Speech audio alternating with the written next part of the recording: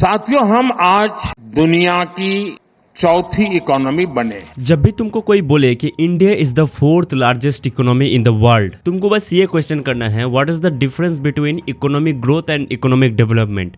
Majority का answer आएगा नहीं पता। अगर सिंपल तरीके से समझाओ तो इकोनॉमिक ग्रोथ का मतलब है देश में पैसा बढ़ना, यानी कि देश का जीडीपी बढ़ना, देश ज्यादा अर्न कर रहा है। लेकिन इकोनॉमिक डेवलपमेंट का मतलब है देश की जो जनता है उनका लाइफ बेटर होना, एजुकेशन, जॉब्स, हेल्थ, इक्वालिटी। अगर एक आदमी 10,000 से 20,000 कमाने लगे तो वो इकोनॉमिक ग्रोथ है, और अगर इनकम बढ़े प्लस लाइफ भी इम्प्रूवमेंट हो तो वो इकोनॉमिक डेवलपमेंट है। तो ग्रोथ का मतलब होता है सिर्फ पैसा बढ़ रहा है, लेकिन डेवलपमेंट का मतलब होता है कि आपकी लाइफ की क्वालिटी भी इंप्रूव हो रही है। अगर इकोनॉमी में ग्रोथ हो रहा है इसका मतलब ये नहीं कि हर किसी का इनकम बढ़ेगा। ज्यादातर ग्रोथ में यही होता है कि 90% ऑफ द मनी 10% लोगों के पास जाता है एंड 10% ऑफ द मनी 90% लोगों के पास जाता है। जैसे कि इंडिया में तुम्हें बिलियनर लोग भी मिल जाएंगे और ऐसे भी लोग मिल जाएंगे जो एक वक्ती खाने के लिए तरस रही है। लेकिन अगर इकोनॉमी डेवलपमेंट हो रहा है इसका मतलब हर किसी का लाइफ सुधर रहा है। इसीलिए बड़ा इकोनॉमी होना